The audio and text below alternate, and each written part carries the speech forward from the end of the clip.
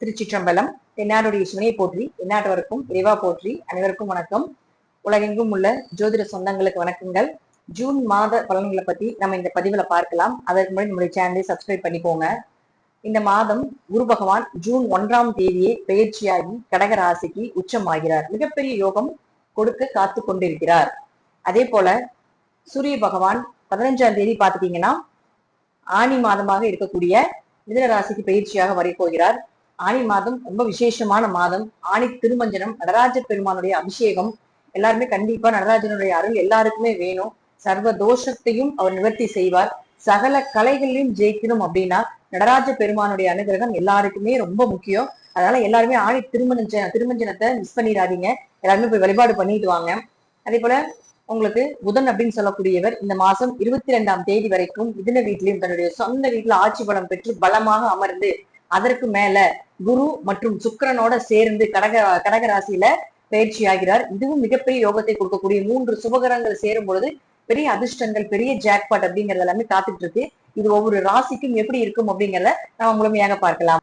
தனுசு ராசிக்கு உண்டான ஜூன் மாத பலனை பத்தி பார்க்கலாம். தனுசு ராசியை பொறுத்த வரைக்கும் பாத்தீங்கன்னா முழுக்க தெய்வத்தினுடைய அனுகிரகமும் மற்றவர்களுக்காக தானங்களும் தர்மங்களும் தன்னை விட மற்றவர்களுக்கு செய்யக்கூடிய ரொம்ப விருப்பமுள்ள ராசி எது அப்படின்னு பாத்தீங்கன்னா இந்த தனுசு ராசியா.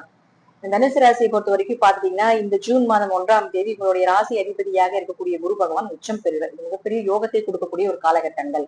ரொம்ப நல்லா இருக்க போறீங்க. ரொம்ப வசதி வாய்ப்புகள் அப்படிங்கிறது வரப்போகுது. திடீர் அதிர்ஷ்டங்கள், திடீர் வருமானங்கள் இது எல்லாமே வரப்போகுது. பட் இருந்தாலும் நகை பணம் அப்படிங்கிறது கொஞ்சம் விரயமாகலாம், அல்லது ஏதாவது ஒண்ணு அடமானத்தில் வைக்கக்கூடிய ஏதாவது ஒரு சூழ்நிலைகள் வர்றதுக்கு உண்டான வாய்ப்புகளும் உண்டு. சோ அதுல மட்டும் கொஞ்சம் கவனமா இருக்கணும். மற்றபடி பாத்தீங்கன்னா ராசி அதிபதியாக இருக்கக்கூடிய குரு அப்படின்னு சொல்லக்கூடியவர் உச்சமாகுது அப்படின்னாலே நீங்க பலமாக போறீங்க, நீங்க உச்சத்தை தொட போறீங்க, நீங்க அடுத்த கட்டத்துக்கு உண்டான ஒரு வாய்ப்புகளை தேடி ஓட போறீங்க.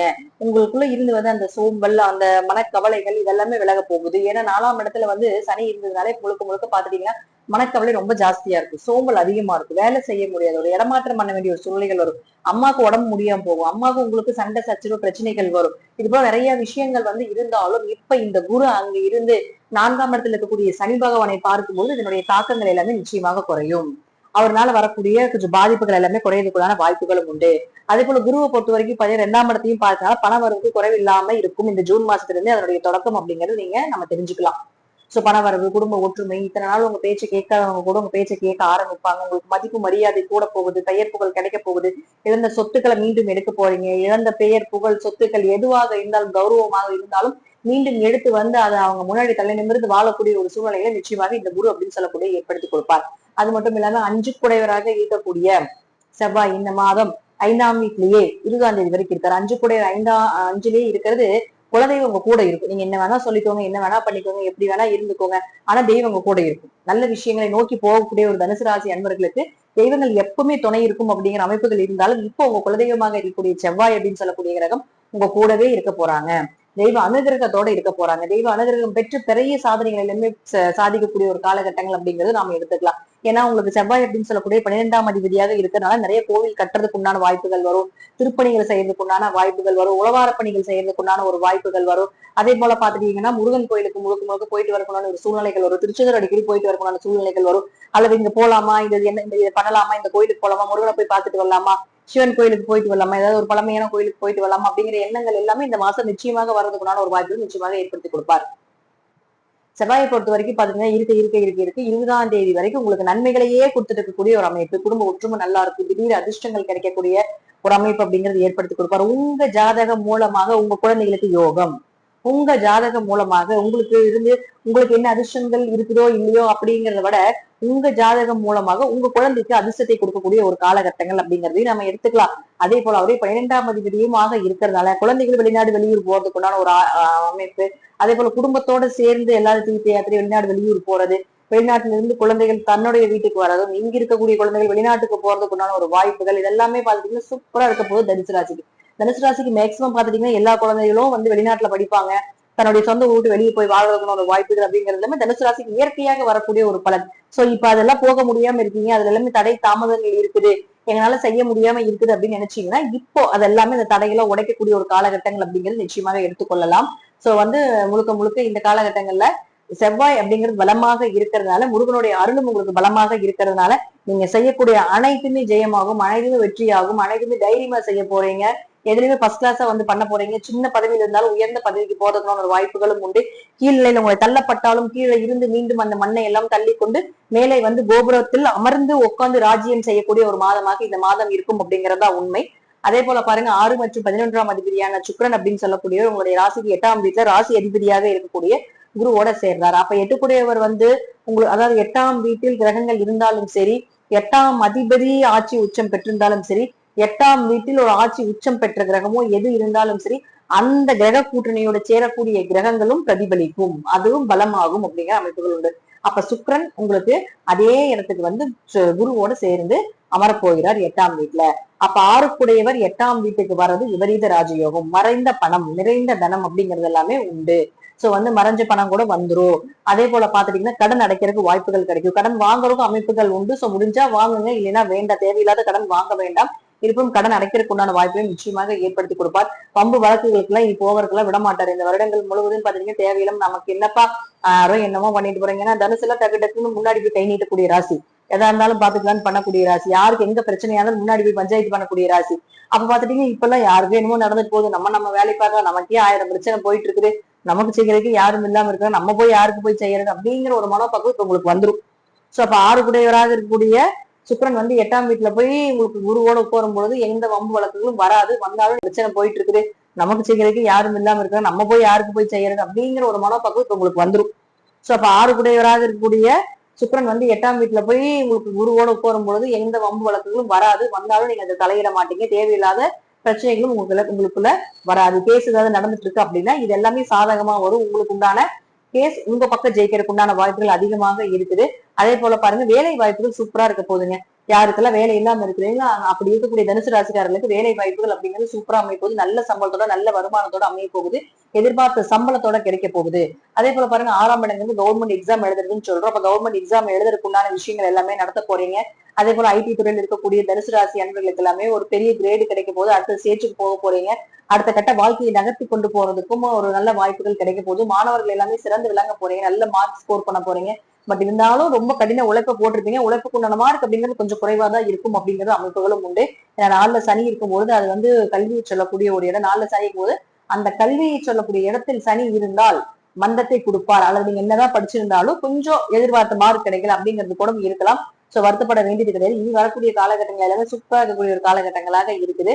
சோ வந்து அவரே 11ஆம் அதிபதியாகி சுக்கிரன் வந்து உங்களுக்கு 8ஆம் வீட்டுல இருக்கும்போது விபரீத ராஜயோகம், திடீர் பணவரவு, திடீர் அதிர்ஷ்டங்கள். ஏன்னா 8ங்கிறது உங்களுக்கு மறைந்த விஷயங்கள் எல்லாமே 8 தான், புதையல் யோகமும் 8 தான். 11ஆம் இடங்கிறது லாபம், உங்களுடைய ஆசைகள், உங்களுடைய கனவுகள் எல்லாமே நிறைவேற்றக்கூடிய ஒரு இடம். அப்ப இந்த 2 கேட்டகரியும் ஒன்னா சேரும் பொழுது கண்டிப்பாக உங்களுக்கு இதெல்லாம் நடக்கும். விபரீதமாக பணம் வரும், இழந்த பணம் எல்லாம் திரும்ப எடுக்க போறீங்க. ஒரு என்ன சொல்லுவோம் இல்லைங்களா, ஒரு நைட்டுக்குள்ள விடிந்தா தூங்கி எந்திரிக்கும் போது எப்பேற்பட்ட விஷயமாக நமக்கு நல்ல நேரம் வந்ததுன்னா விடிந்து எழுந்திருக்கிறதுக்குள்ள எப்பேற்பட்ட விஷயமாக இருந்தாலும் அது நமக்கு ஜெயமாயிரும். அப்ப அது போல ஒரு அமைப்பு அப்படிங்கிறது தனுசு ராசிக்கு இந்த வருஷம் இருக்கும். சோ 8-11 தொடர்பு ஏற்படுதுன்னா திடீர்னு வருமானம், திடீர் அதிர்ஷ்டங்கள், திடீர்னு பெரிய லாபங்கள் வர்றது, எதிர்பார்க்காத லாபங்கள் எல்லாமே வர்றதுக்கான வாய்ப்புகளும் உண்டு. அடுத்தது பாருங்க உங்களுக்கு புதனை பொறுத்த வரைக்கும் பாத்துட்டீங்கன்னா உங்களுடைய ராசிக்கு 7ஆம் அதிபதி 7லயே இருக்காரு 22ஆம் தேதி வரைக்கும். சோ வரன்கள் அமைஞ்சு வரப்போகுது. திருமணம் ஆகாத தனுசு ராசிக்காரர்களுக்கு எல்லாமே திருமணம் சேர்ந்து வரப்போகுது. மேக்சிமம் தனுசு ராசிக்கு 25 வயசு 30 வயசுக்கு மேலதான் கல்யாணம் நடக்கும். சோ லேட்டா பண்றது அவங்களுக்கு நல்லது, இயர்லியா பண்ணுனீங்கன்னா நல்லது கிடையாது. சோ அப்படி லேட்டா லேட்டா ஆகின்னு இன்னும் வரன் வராம இருக்குது அப்படின்னு நினைச்சிட்டு இருந்தீங்கன்னா சோ இந்த காலகட்டங்கள்ல வரன்கள் எல்லாமே வரதுக்கு ஆரம்பிக்க போகுது. நல்ல வரன் வரப்போகுது, எதிர்பார்த்த வரன் வரப்போகுது. நீங்க உங்க மனசுக்கு பிடித்த மாதிரி எப்படி இருக்குன்னு நினைக்கிறீங்க, வேலைக்கு போற பொண்ணு வேணும், வேலைக்கு போற மாப்பிள்ளை வேணும், சொந்த தொழில் பண்ற பொண்ணு வேணும், சொந்த தொழில் பண்ற மாப்பிள்ளை வேணும், இப்படி என்ன ரீசன் சொன்னாலும் அந்த ரீசனுக்கு உண்டான எல்லா விஷயத்தையும் உங்களுக்கு இந்த கிரகங்கள் செயல்படுத்தி கொடுப்பாங்க அப்படிங்கிற அமைப்புகளும் உண்டு. சோ அவர் வந்து உங்களுக்கு சாதாரணமா 7ஆம் அதிபதியும் கிடையாதுங்க, 10 குடைவர். அப்ப 10 குடைவரும் ஆகி உங்களுக்கு 7ஆம் வீட்டுல ஆட்சி உச்சம் பலம் ஆட்சி பெற்று 22ஆம் தேதி வரைக்கும் இருக்கும்போது தொழில் வளரப்போகுது, தொழில லாபங்கள் அதிகமாக போகுது, தொழில் ரீதியாக இருந்து வந்து சண்டை சச்சரவு பிரச்சனைகள் விலக போகுது, புதிய தொழில் தொடங்குறதுக்கான ஐடியா எல்லாமே கொடுக்க போறாங்க, அதற்குண்டான நிறைய நபர்கள் சந்திக்க போறீங்க, அதற்குண்டான நிறைய பேருடைய தொடர்புகள் ஏற்பட போகுது அப்படிங்கிறது எல்லாமே உண்டு. சோ இது மட்டும் இல்லாம உங்களுக்கு 9ஆம் அதிபதியாக இருக்கக்கூடிய சூரியன் அப்படின்னு சொல்லக்கூடியது பாத்தீங்கன்னா 6ஆம் வீட்டுல இருக்காரு. இப்ப அப்பாவுக்கு கொஞ்சம் செலவு உண்டுங்க, அப்பாவுக்கு உங்களுக்கு சண்டை சச்சரவு பிரச்சனைகள் வரும், அப்பாவுக்கு கொஞ்சம் கடன் ஏற்படலாம், இல்ல நீங்க அப்பாவுக்கு கடன் கொடுக்கலாம், இல்ல அப்பா உங்ககிட்ட கடன் வாங்கறதுக்குண்டான வாய்ப்புகள் உண்டு. சோ கொஞ்சம் பணத்தை கையில ரெடி பண்ணி வைத்துக் கொள்வது என்பது நல்லது. சின்னதாவது இந்த நோய் நொடிகள் வரும், ஏதோ ஒரு விஷயங்கள் அப்பா மூலமாக ஒரு மன சஞ்சலங்கள் கூட ஏற்படலாம் அப்படிங்கிற அமைப்புகளும் உண்டு. இந்த காலகட்டங்களில் உயர்கல்வி படிக்கக்கூடியவர்கள் கொஞ்சம் கவனமாக படிக்க வேண்டும். வெளிநாடு வெளியூர் போறவங்க தாராளமாக செல்லலாம். அதே போல பாத்துட்டீங்கன்னா உங்களுக்கு 9ஆம் இடம் அப்படிங்கிறது நல்ல குரு அமைந்து வரக்கூடிய ஒரு காலகட்டங்கள். சோ இந்த காலகட்டங்கள் அது மறைஞ்சிருக்கிறதுனால ஒரு 15ஆம் தேதிக்கு மேல் நல்ல குரு அமைந்து வருவார் அப்படிங்கிற அமைப்புகளும் உண்டு. சோ 15ஆம் தேதி வரைக்கும் முக்கியமான முடிவுகளை எடுப்பதை விட 15ஆம் தேதிக்கு மேல முக்கியமான முடிவுகளை எடுப்பது என்பது ரொம்ப சிறப்பான விஷயமா இருக்கும். கல்வியாக இருந்தாலும் தொழிலாக இருந்தாலும் கொஞ்சம் வெயிட் பண்ணி 15ஆம் தேதிக்கு மேல கொஞ்சம் வெயிட் பண்ணி பண்றது என்பது ரொம்ப சிறப்பாக இருக்கும். அது மட்டும் இல்லாம உங்களுக்கு சூரியன் அப்படின்னு சொல்லக்கூடிய பாத்தீங்கன்னா 10ஆம் இடத்துல இருக்கும்போது தொழிலிருந்து வந்த தடை தாமதங்கள் விலக போகுது. தொழிலிருந்து வந்த இருள் எல்லாமே விலக போகுது. தொழில் ரீதியாக இருந்து வந்த சங்கடங்கள் எல்லாமே விலக போகுது. தொழில் ரீதியாக உள்ள வந்து நிறைய பாலிடிக்ஸ் போயிட்டு இருக்கு, நிறைய கேம் ஆடிட்டு இருக்கிறாங்க. யாரு என்ன பண்றாங்கன்னு தெரியல. என் கூட நெருங்கின நண்பரா இருக்கிறான், அவனே முதுகுல குத்திட்டா, நல்லா பேசிட்டு இருந்த மேனேஜருக்கு இப்ப என்ன பிடிக்க மாட்டேங்குது அப்படிங்கறத தனுசு ராசிக்கு இப்ப நடக்கும். சோ அதெல்லாமே பாத்துட்டீங்கன்னா இப்ப விலகிறதுக்கு உண்டான ஒரு வாய்ப்புகள் நிச்சயமாக உண்டு. உங்களுக்கு நீங்க எல்லாருடைய மனதிற்கு பிடித்தவர்கள் தான், எல்லாருடைய அன்புக்கு பாத்திரமானவர்கள் தான். பட் உங்களை வந்து பிடிக்கல, அதாவது நீங்க எல்லாத்துக்குமே உங்களை பிடிக்கும், எல்லா விஷயங்களும் ஈக்குவலா இருந்தாலும் கூட இப்ப இந்த காலகட்டங்கள்ல இந்த அர்த்தாசமசம் நடக்கக்கூடிய காலகட்டங்கள்ல கொஞ்சம் வெறுப்புத்தன்மையும் மன ரீதியாக உடல் ரீதியாக கொஞ்சம் சோகமாக இருக்கக்கூடிய ஒரு சூழ்நிலைகளும், உடல் ரீதியாக கொஞ்சம் மருத்துவ செலவுகள் செய்ய வேண்டிய ஒரு சூழ்நிலைகளும், மனசுக்கு பிடித்த ஒரு விஷயங்கள் நடக்கவே மாட்டேங்குது அப்படின்னு இருந்தாலும் இப்ப அதெல்லாமே உடஞ்சு சூப்பரா வரக்கூடிய ஒரு மாதமாக இந்த மாதத்துல இருந்து தொடங்க போது நம்பிக்கையாக இருக்கலாம். தனுசு ராசி என்பவர்களுக்கு எப்பவுமே ஜாக்பாட்டான வருடம் அப்படிங்கிறது நம்ம எடுத்துக்கலாம். அதே போல பாத்தீங்கன்னா உங்களுக்கு 4 சனி இருக்கிற வரைக்கும் ஒரு வீடு அமைச்சு கொடுப்பார், சொத்து அமைச்சு கொடுப்பார், வண்டி வாகனங்கள் மாற்றத்துக்கு உண்டான வாய்ப்புகளை ஏற்படுத்தி கொடுப்பார். குரு பார்வை இருக்கும்போது கொஞ்சம் ஸ்பீடா அதெல்லாம் நடக்கிறதுக்கான ஒரு வாய்ப்புகள் நிச்சயமாக ஏற்படுத்தி கொடுக்கறதுக்கு அதிக வாய்ப்புகள் உண்டு. லாபம் பெருகி கொண்டு வரப்போகுது. எதிர்பார்த்ததை விட பல மடங்கு லாபங்கள் அப்படிங்கிற தனுசு ராசிக்காரர்கள் நீங்க என்ன பண்ணீங்க, அதை ஷேர் பண்ணீங்கனாலும் சரி, சொந்த தொழில் பண்ணீங்கனாலும் சரி, வேலைக்கு போனீங்கனாலும் சரி, என்ன எதிர்பார்த்தீங்களோ அதாவது நல்ல நல்ல வரன்களும் அதே போல நல்ல நல்ல வருமானங்களும் வர்றதுக்குண்டான ஒரு வாய்ப்புகளை நிச்சயமாக இந்த தனுசுக்கு இந்த மாதத்துல இருந்தே தொடங்க போகுது அப்படிங்கிறது அமைப்புகள் உண்டு. சோ தனுசு ராசி ஜெயிக்கிறதுக்குண்டான காலகட்டங்கள் அப்படிங்கிறது இப்ப இருந்து நீங்க ஸ்டார்ட் பண்ணிக்கலாம். நன்றி. நீங்க நல்ல பதிவை சந்திக்கலாம். திருச்சிற்றம்பலம், தில்லையம்பலம், ஸ்ரீ நரசிம்ம